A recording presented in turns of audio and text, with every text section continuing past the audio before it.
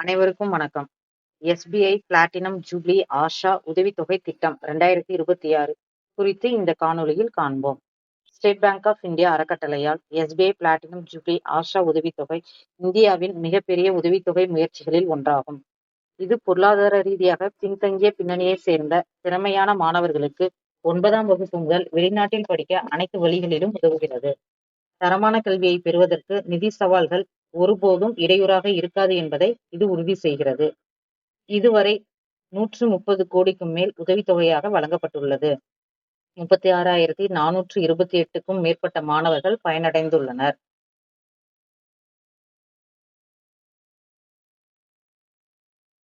பின்வரும் பிரிவுகளில் இந்த உதவித்தொகை வழங்கப்படுகிறது.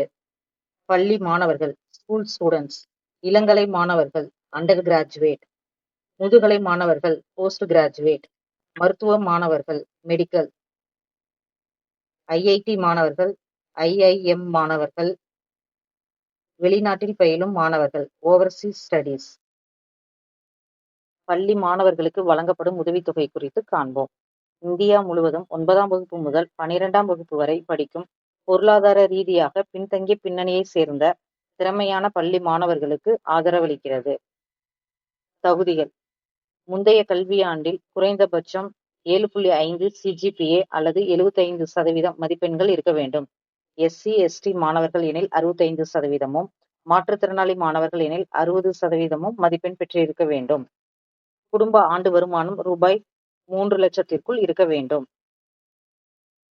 50% இடங்கள் பெண்களுக்கு ஒதுக்கப்பட்டுள்ளது. 50% இடங்கள் ஆண்களுக்கு ஒதுக்கப்பட்டுள்ளது.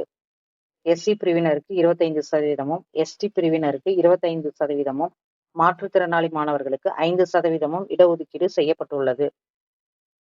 தேவையான ஆவணங்கள்: மார்க் ஷீட், ஆதார் கார்டு, வருமானச் சான்றிதழ், கல்விச் சான்றிதழ், bank passbook, passport size photo. இந்த உதவித்தொகைக்கு தேர்வாகும் மாணவர்களுக்கு குறைந்தது ரூபாய் 15,000 உதவித்தொகையாக வழங்கப்படும்.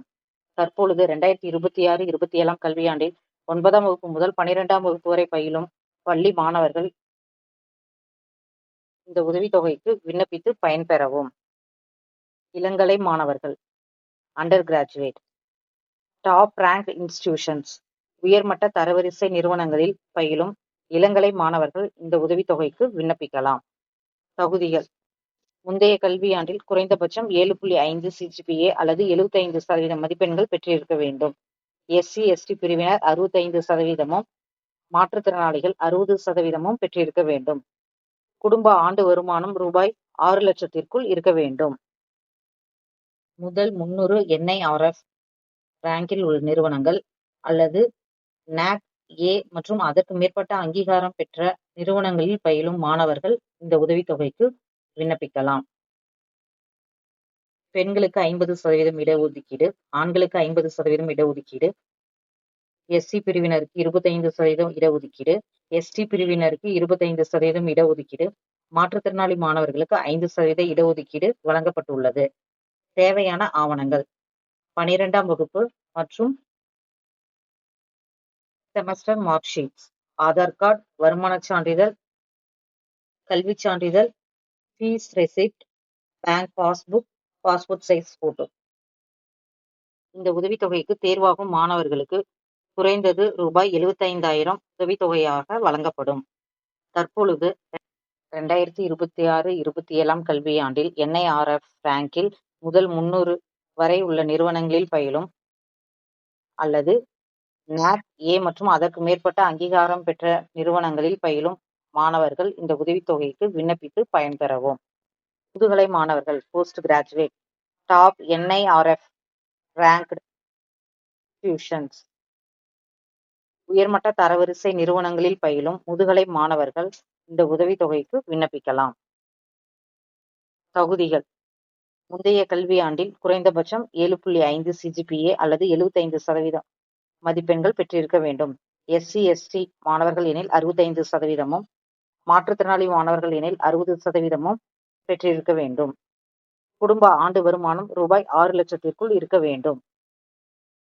டாப் 300 என்ஐஆர்எஃப் ரேங்க் அல்லது நாக் ஏ மற்றும் அதற்கு மேற்பட்ட அங்கீகாரம் பெற்ற நிறுவனங்களில் முதுகலை பயிலும் மாணவர்கள் விண்ணப்பிக்கலாம். 50% இடங்கள் பெண்களுக்கு ஒதுக்கப்பட்டுள்ளது. ஆண்களுக்கு 50% இடஒதுக்கீடு, எஸ்சி பிரிவினருக்கு 25% இடஒதுக்கீடு, எஸ்டி பிரிவினருக்கு 25% இடஒதுக்கீடு, மாற்றுத்திறனாளி மாணவர்கள் எனில் 5% இடஒதுக்கீடு கொடுக்கப்பட்டுள்ளது. தேவையான ஆவணங்கள்: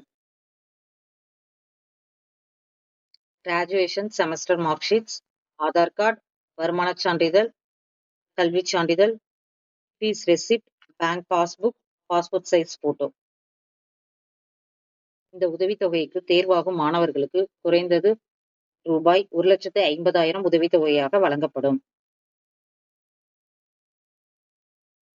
மெடிக்கல் மருத்துவம் பயிலும் மாணவர்களுக்கான உதவித்தொகை.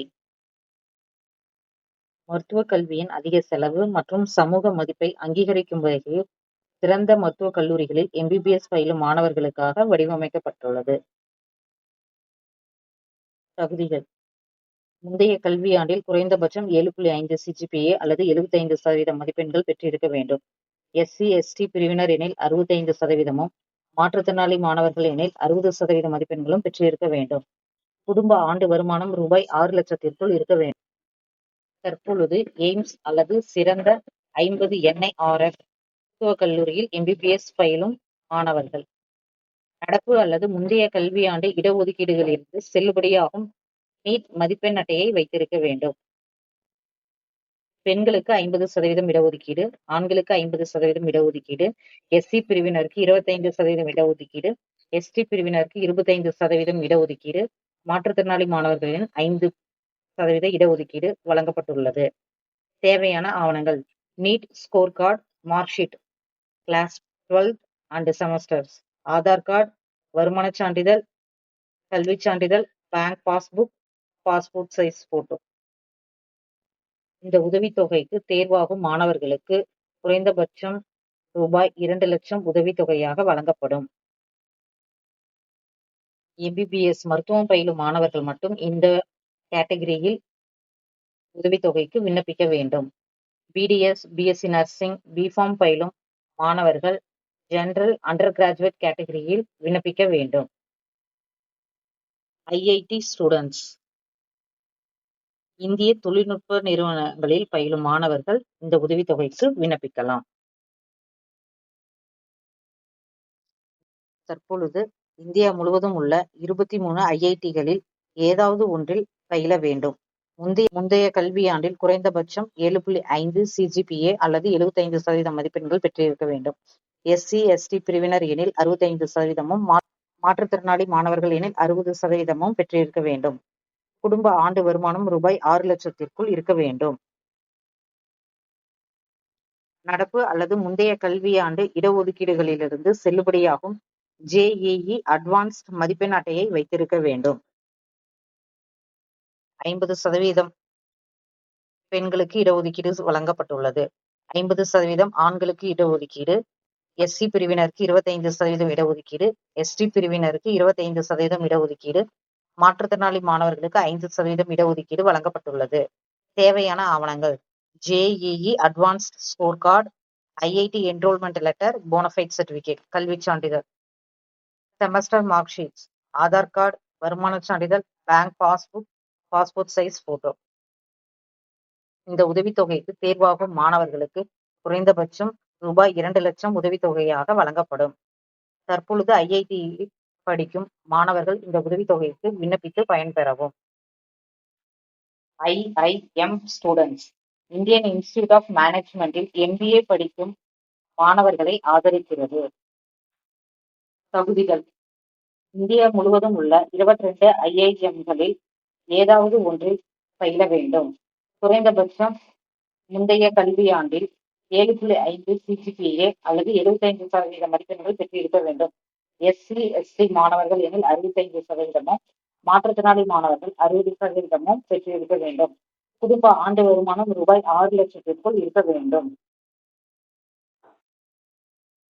நடப்பு அல்லது முந்தைய கல்வியாண்டு கேட் மதிப்பெண் அட்டையை வைத்திருக்க வேண்டும்.